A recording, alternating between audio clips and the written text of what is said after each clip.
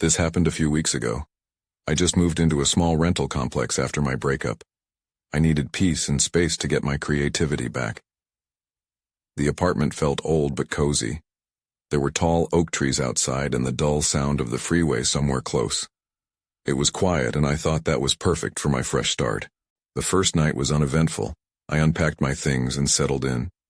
The walls seemed thin, but it didn't bother me much at first. I lay in bed feeling a little lonely but hopeful. My mind raced, but I thought maybe that was normal. Then came the second night. I jolted awake to whispers. They were faint, just soft sounds coming from the walls. I sat up, unsure. Maybe it was just my imagination. I shook it off. The next night felt different.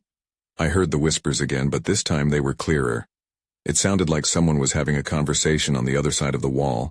I got up and walked to the wall, pressing my ear against it. I wanted to hear more, but all I got were muffled words I couldn't make out. My heart was racing.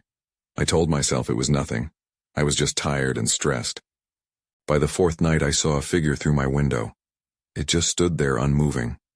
I blinked and it was gone. A chill went down my spine. Was someone else living here? I didn't want to know. I kept reminding myself it was just an old building, creaky and worn. I didn't want to think about what happened here. I needed to focus on my work. On the fifth night, I heard kids laughing. It sent a shiver down my spine. There were no kids around, so why did I hear laughter? I felt cold. I got up, needing to check outside, but the hallway was empty. I felt so alone, and the laughter echoed in my head. The sixth night was the worst. I was in bed when I heard whispering again. I knew it wasn't just my imagination. I decided to confront it. I walked to the wall. I knocked softly. The whispers stopped. Why did I reach out?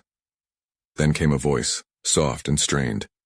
It said, "Help us." I backed away, my heart pounding. Then the whispers started again, louder this time. They faded in and out. I stared at the wall, frozen. I felt like I was losing it.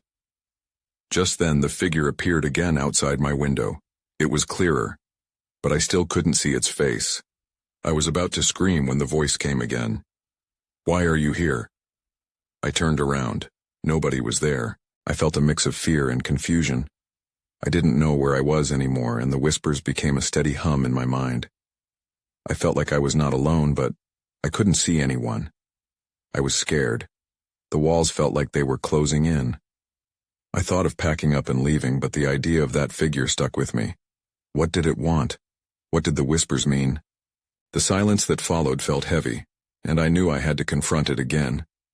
But looking back, I didn't know if I really wanted to find out the truth behind the voices.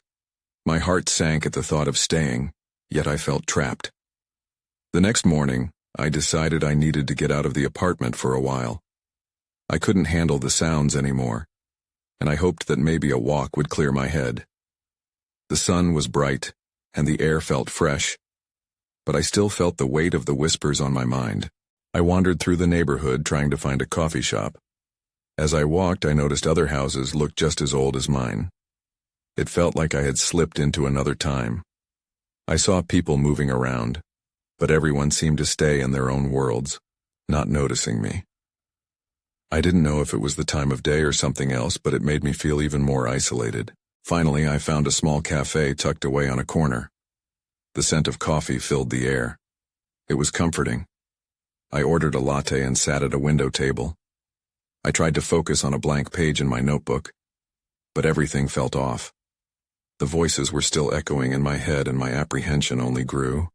I sipped my drink, looking out at the street, when a woman caught my eye. She was sitting alone at a nearby table, her hands trembling as she stirred her drink. There was something in her expression that drew me in, a mix of fear and sadness. I wanted to know if she had experienced anything strange, but talking to a stranger felt daunting. As I weighed my options, I heard a faint laugh from the children playing outside. It sounded familiar, like the laughter I'd heard before. I was about to turn away when I saw them.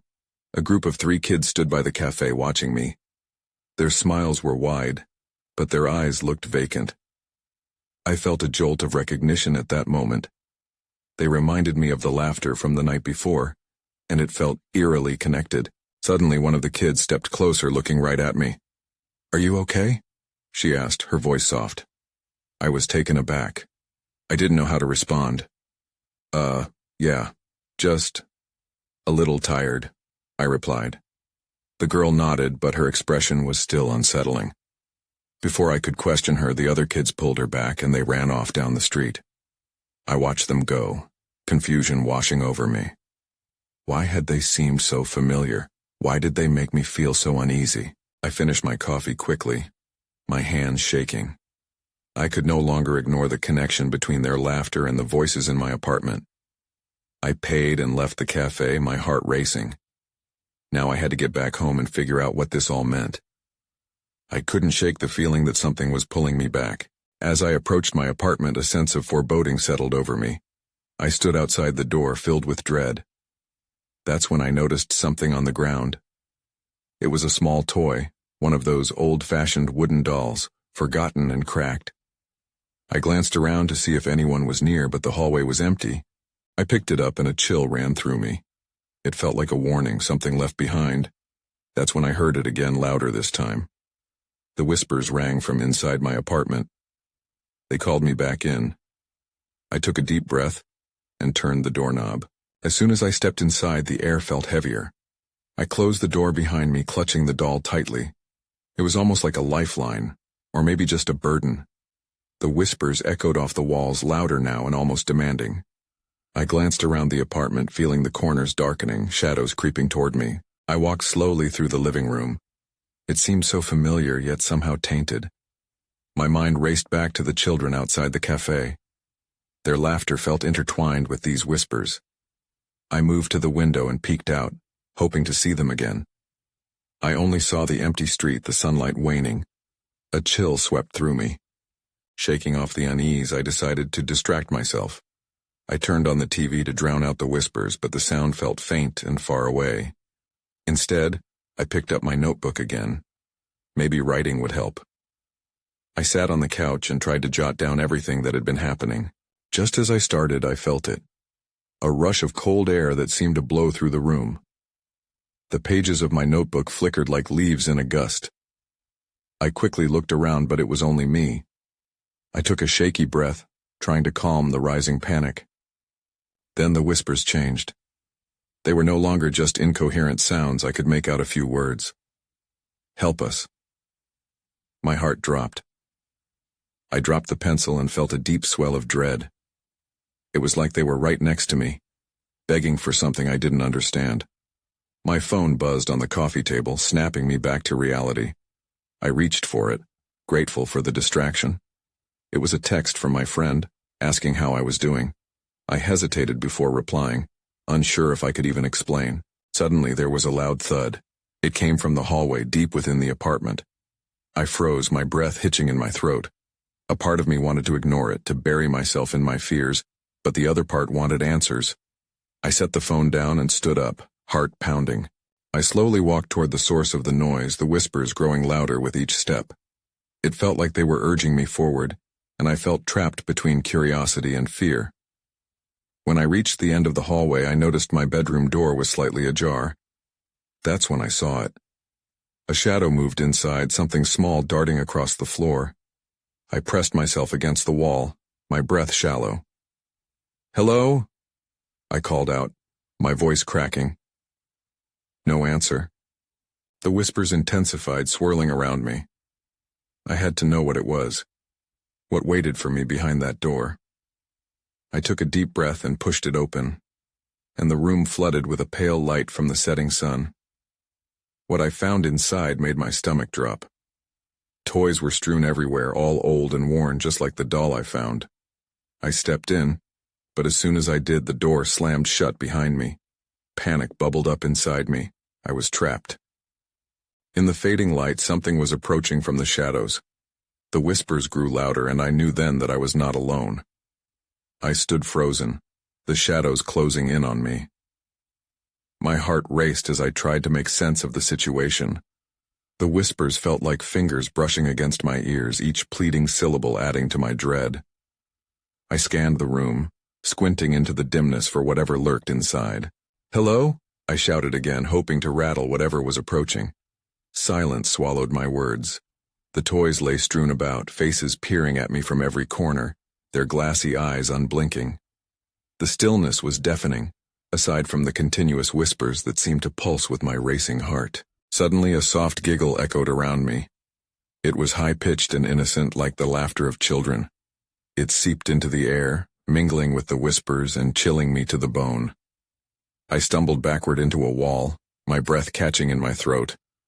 I wanted to believe it was just my mind playing tricks, but then I saw the movement again, a flicker of something small darting beneath the bed. My instinct urged me to flee, but a haunting curiosity kept me rooted to the spot. What was happening? Who was in here with me? The door remained firmly shut, mocking me with my isolation. I took a step toward the bed, knees trembling as I squatted down to get a better look. My fingers brushed against something soft and furry. I picked it up, revealing a dusty stuffed bunny. Its eyes were button-like and seemed to gleam with a life of their own. There was a note pinned to its chest. My hands shook as I unfolded it, revealing words scrawled in a child's handwriting. "They won't let us go." A chill raced up my spine. My pulse quickened as I realized I was in a room not just littered with toys, but filled with remnants of past play. Each plush, each game, felt imbued with history, but the note sent my heart into overdrive. I was not just witnessing the echoes of childhood, I was part of something much darker. Another giggle erupted from the corner, and I jerked my head toward the sound. The shadows began to swirl, as if gathering for an unseen event. There was movement again, a small figure emerging from the darkness. It was a child, maybe 5 years old, with wild hair and a smudged face. "Are you here to play?" the child asked, tilting their head, their eyes wide and bright. I gasped, stepping back, but my voice failed me. The whispers reached fever pitch, merging into a cacophony of pleading. "Help us!" they cried. The child giggled again, dancing toward me, and in that moment I realized something terrifying. The toys, the whispers, and now this child. None of it felt real. I was caught in a waking nightmare. I barely registered that the plush bunny slipped from my fingers and fell to the ground with a muffled thump. Just then, the child's expression changed. Their smile twisted into something darker, almost sinister. "They don't like you," the voice chirped eerily. Then, everything went dark. The joyous laughter faded, replaced by something raw and terror-inducing. My head swirled, and I felt a pull deeper into the shadows. I had to escape, but the door remained shut, sealing me in with whispers that were growing louder, more demanding, as if they knew my fear. And then I heard the child's voice again, low and icy.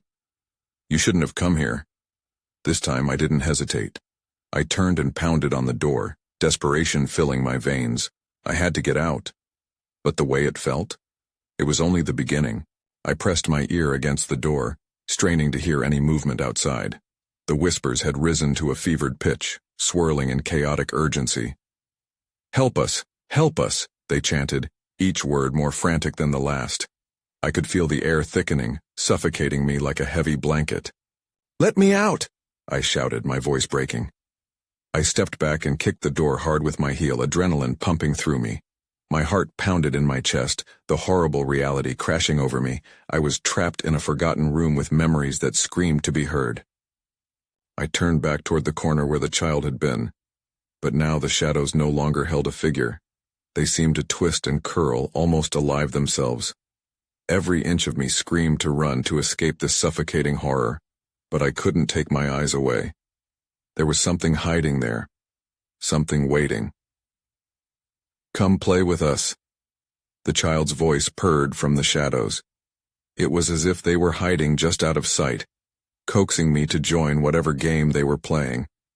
I clenched my fists, heart racing. "What do you want?" I shouted, suddenly bold in my fear. "What happened here?" Silence. Then the whispers morphed into a single voice, deep and mocking. "It's much better here. You'll see." A shiver ran down my spine. Goosebumps erupted across my arms. This was a trap, I was sure of it. I had to think. Beyond the door, I could hear nothing but the rhythmic chant of the shadows and the echoes of laughter fading farther away. Gathering courage, I turned back to the stuffed bunny lying on the floor. Its button eyes glimmered in the dim light, yet it felt unsettlingly alive. I crouched down, heart pounding with an idea. Maybe the note held more clues. I grabbed it again, my fingers trembling as I read it once more. "They won't let us go." "Who won't let you go?" I whispered, half to myself. As I studied the note, the air shifted, cool against my skin. Suddenly the whispers grew harsher, a storm of sounds crashing against me. "You need to help us," they cried out in unison. Then I noticed it, a dent in the floorboards next to the stuffed bunny. Something was hidden beneath. My fingers shook as I pulled at the loose plank. It creaked ominously before giving way, revealing a small compartment beneath. With a deep breath, I reached inside, my heart hammering. The shadows shifted again, swirling like a dark ocean around me, trying to claw at my thoughts. I found something cold and metallic. My fingers wrapped around it, and I pulled it out into the faint light. It was an old locket, tarnished and heavy in my palm.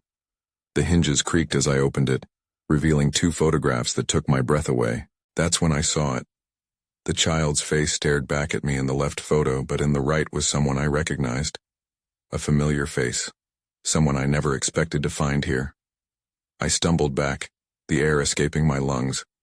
I had to get out. I had to understand. But then I heard it again, the child's chilling laughter, now distinctly close. "You found us," it sang. "You'll never leave." The laughter echoed in the room, sending icy fingers down my spine. I didn't dare breathe. The shadows seemed to deepen, writhing as if they were celebrating my panic. I fumbled with the locket, suddenly feeling it was a last tether to reality. The photos inside weighed heavier than before, their meanings twisting in my mind. I peered around the room, desperation clawing at my senses. The whispers resumed, but now they felt different, charged with a cruel anticipation. "Play with us," they taunted, blending with laughter that morphed into cries. "Join the fun." Just as I was about to bolt for the door, I spotted something in the far corner. A small wooden chest, its edges worn and battered. It hadn't been there before, or had it? I couldn't tell in this warped perception of reality. I had to know. I stumbled towards it, the locket still clutched tightly in my other hand. Each step felt weighted, like I was moving through molasses. The whispers lifted, almost whispering encouragement to approach the chest. My heart raced. What awaited me in that box? Was it more memories? Another horrifying truth? I knelt before it, fingertips brushing the lid. Dust invaded my nostrils as if it had been untouched for years. The chest creaked open, and I gasped at the sight inside. Stacks of papers, some scribbled notes, others photographs like the locket. Faces that seemed to shift as I looked at them, flickering in the dim light. I picked up one of the notes. It was frantic, the handwriting shaky. "We play until they come for us, then we have to hide." My heart sank. It was a plea for help, echoing the whispers I'd heard. I scanned the other notes, and each one pulled me deeper into a web of despair. "You must hide from them," one read. "Never let them find you." The air around me thinned, a silent scream trapped in my throat. I felt it. A presence creeping closer, just out of sight. I turned, preparing to see what stared back at me, but instead, the shadows thickened. Suddenly, the door rattled violently. The sound reverberated through me, sharp and raw, the whispers now rising to a fever pitch. "They're here! They're here!" I jumped back, scrambling to get to my feet. My instinct screamed for me to close the chest and run. But something held me there, an unseen force anchoring me to the spot. I couldn't tear my eyes away from the swirling chaos in front of me. Moments blurred into a nightmarish scene. I could almost see shapes forming in the darkness, faint outlines of children, their faces contorted in glee, as the door buckled under pressure. "Help us! Help us!" they chanted again, now shrill. The laughter morphed once more, shifting from playful to sinister. I was trapped, a prisoner among the living and the lost. I frantically scanned the room for an escape route, but then, amidst the chaos, I heard it. I recognized one of the voices. It was mine, echoing among the others, an eerie combination of terror and laughter. "You'll never leave," it taunted, the words dark and final. I rushed to the door, pounding on it with all my strength. "Let me out, please." But the laughter surrounded me, drowning my cries. The shadows pressed closer, and I was lost in a swirling storm of despair, a prisoner of my own fears. In that moment, with the weight of secrets and despair pinning me down, I yearned for dawn to break. But I didn't know when, or if, it would ever come. I was still frozen before the chest when the door burst open. Light flooded the room, slicing through the shadows that had crowded in like a living tide. I blinked against the brightness, my heart pounding in my ears. But nobody stood in the doorway. I gasped. Was it a trick of the light? I peered deeper into the shadows, dread swirling in my stomach. The laughter had faded, leaving a haunting echo hanging in the air. My fingers trembled against the notes in the box. What had just happened? It felt like a cruel game, and I was the sole player on this stark stage.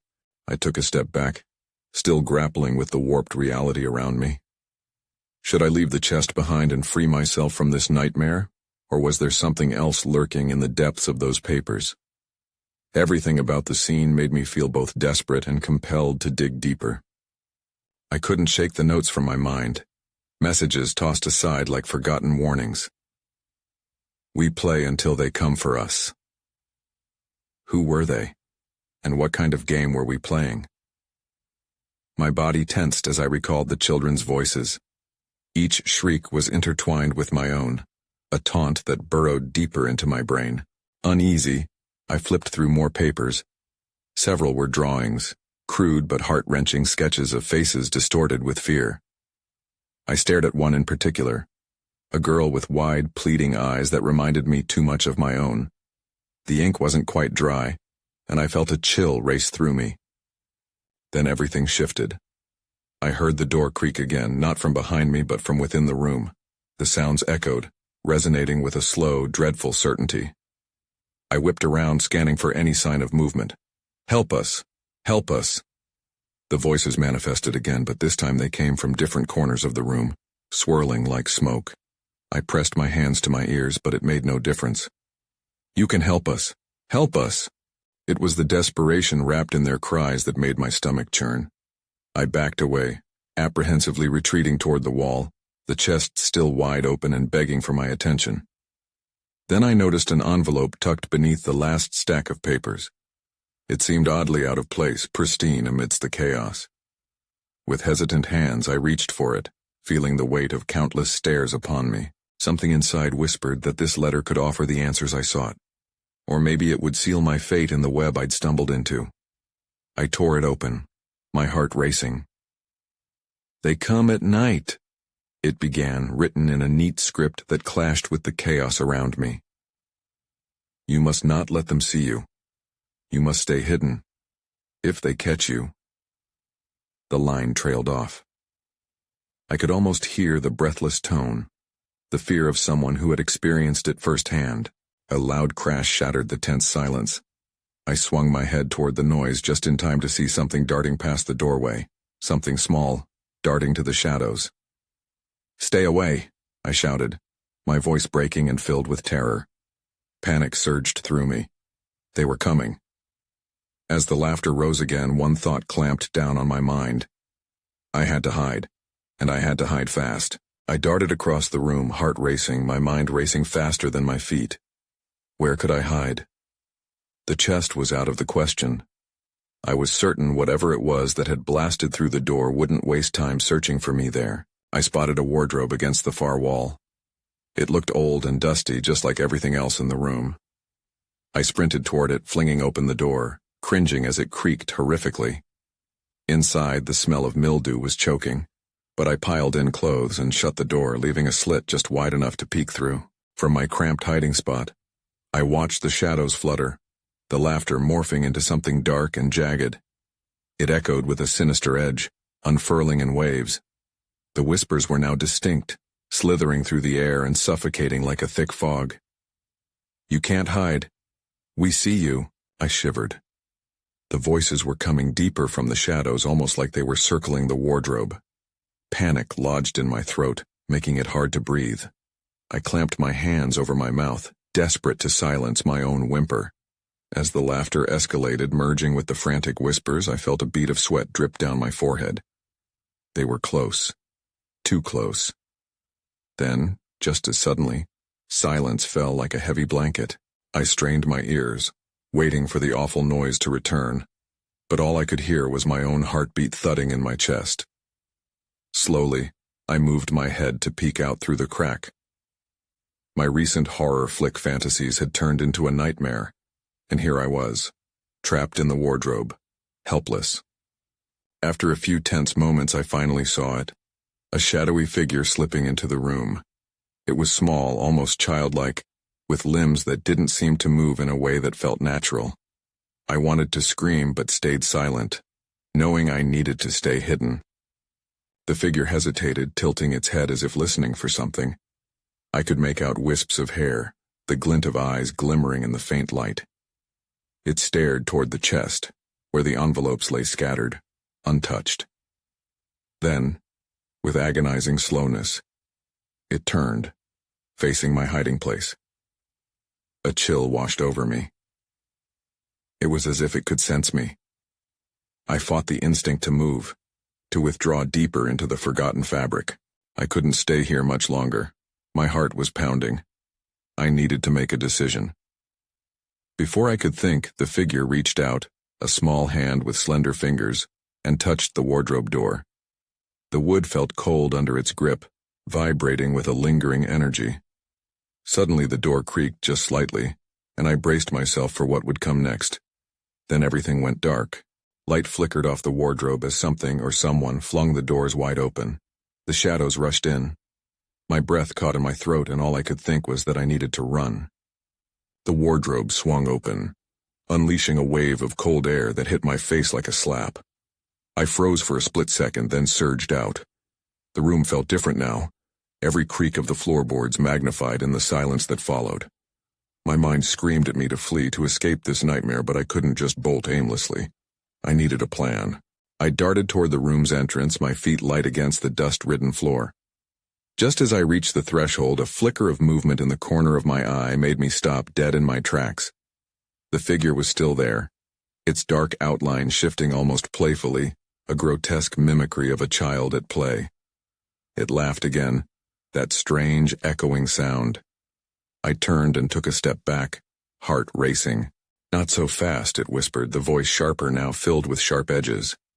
I didn't understand how it knew what I was thinking, but dread washed over me. I moved back toward the wardrobe, feeling the need to hide again, but let my desperation guide me instead of fear. I had to find something, anything, that could help. The envelope-strewn chest caught my eye. With no time to think any further, I bolted back to it, shoving aside the papers as I searched for something useful. Perhaps a letter, or maybe even a clue about this thing. As I rifled through the envelopes, one caught my attention, its seal unbroken, a stark contrast to the chaos. It felt strangely warm in my hands, and I couldn't shake the feeling that it was significant. I ripped it open without hesitating. Inside was a folded note with a small key tucked next to it. The ink was faded, but I could still read the words. "The truth lies within." What truth? What was this place, and why was I being hunted?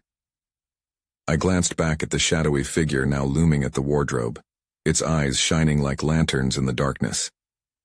Fear gripped me. I had to make a choice. The key could lead somewhere vital, but taking my eyes off the figure felt risky. I was running out of time. Feeling my courage slip away, I pocketed the key and turned back toward the door. The sinister laugh grew louder, twisting my insides. Then suddenly, I heard another voice from beyond the open room, louder, clearer. "Help me!" A plaintive cry echoed from the hallway. My heart lurched. Was this real? Why did it sound familiar? I hesitated. The darkness around me felt alive, waiting to snatch me back. I had to help, but I also couldn't ignore the ominous figure in front of me. The choice loomed like a shadow. Before I could second-guess myself, I sprinted toward the sound of that voice. Each step came with the weight of uncertainty, the thrill of danger wrapped around me like a heavy cloak. That's when I felt a cold grip around my ankle. I kicked frantically, my foot connecting with something solid, a jolt of shock shooting through me. The laughter intensified, a haunting chorus enveloped by echoes of the child's voice. Panic surged within, propelling me down the dark corridor. I had to reach the source of that call. "Help me, please." The voice was muffled but somehow persistent, pulling me further. Each step felt like weaving through a violent storm, the shadows elongating and twisting against the walls, taunting and beckoning as I raced ahead. I could hear them behind me, giggles and whispers intertwining, a spectral symphony echoing my dread. My heart hammered incessantly as I reached a doorway at the end of the hall. Desperation ignited my instincts, and I shoved the door open, bursting into the next room. It was strikingly different, a dimly lit space filled with dust-covered relics. An array of old toys lay scattered across the floor, their faded colors whispering history. The room felt like a mausoleum for forgotten playthings, the glow of light casting elongated shadows. But none of that mattered. I was fixated on the voice. "Help!" There it was again. I followed it, heart racing, stumbling over discarded toys and relics of childhood. The air felt charged, thick and saturated with memories that clung to every surface. I could sense something was tragically amiss, but I couldn't stop now. Rounding a corner, I found a figure kneeling among a pile of dolls. It was a girl, no older than 7, with mottled skin and wild hair, much like the others I had seen before. Her eyes widened with fright and something else, something pulling at the edges of my gut. Relief surged through me. I wasn't too late. "Are you all right?" I gasped, closing the distance, my hands trembling as I reached for her. She didn't reply. Instead, the girl pointed toward an old, ornate trunk nestled against the wall. "You have to open that," she whispered urgently, her gaze flicking to the growing shadows at the door. I swallowed hard. "Why? What's in it?" "All the answers," she said, her voice barely above a whisper, thick with fear. Before I could respond, the shadows at the door morphed, dark tendrils creeping through the threshold, rushing forward like an approaching storm. The laughter crescendoed, inflating the tension in the air. The girl was right. I had to act. I darted to the trunk, heart pounding, nearly panicking at the thought of what might loom behind me. With shaking hands, I threw open the trunk. Inside lay more letters, more notes filled with scrawled messages about safety and hiding. The words jumbled into paragraphs of confusion as I rifled through them. And then, nestled beneath the paper, something gleamed. A mirror, small and cracked but still reflecting fragments of light. At that moment I recalled the previous note. "The truth lies within." I grasped the mirror tightly, lifting it closer to my eyes. Suddenly, I was confronted by flashes of images, familiar faces, happy memories before the shadows had taken them. But then the flashes shifted to the dark figures looming behind me, growing more imposing. "Go! Show us the truth!" the girl urged, panic edging her voice. I turned, throwing the cracked mirror at the wall. For a moment, nothing happened. Then it shattered, and the sound echoed through the space like a final, haunting scream. Gleams of yellow light spread outward, pushing back the darkness. The shadows shrieked in discord, recoiling as if burned. A rush surged through me like life returning to stagnant air, pulling the weight of despair from my chest. "Run!" I shouted, grabbing the girl's wrist. We sprinted through the doorway, shadows clawing at our backs but unable to breach the shimmering light escaping from the broken pieces behind us. The hallway loomed in front of us, an endless passageway leading back to where it all began. With every step I felt the weight lifting, the echoes of the trapped spirits enveloping me in a strange, bittersweet sorrow. They were all around us, caught in between the worlds, but their whispers turned to softer tones, thank yous and goodbyes swirling in a chorus of release. Finally, we reached my apartment door. "You have to open it," the girl urged, her grip tightening around my hand. I fumbled with the doorknob, flinging it wide open. The echoing laughter became a whisper, fading as the door swung inward, and the outside world flooded back into view.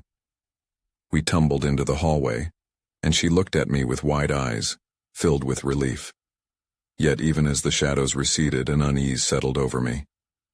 I had escaped, but I couldn't shake the feeling that the darkness hadn't vanished entirely. Something still lingered, whispering questions around the edges of my consciousness. I would never return to that place, never again, and yet it would forever hold a place in my mind. The warmth of the sun spread across my face. I breathed deeply, forcing the air of that night from my lungs. I looked back at the hollow doorway, feeling the weight of all I had seen swirling just beyond that threshold. Had we truly escaped? The mystery remained, tangled in whispers of the past, in the laughter of children lost to time. I moved away, the lingering chill wrapping around my heart, a betrayal of what I had witnessed. But maybe some truths were better left unsaid.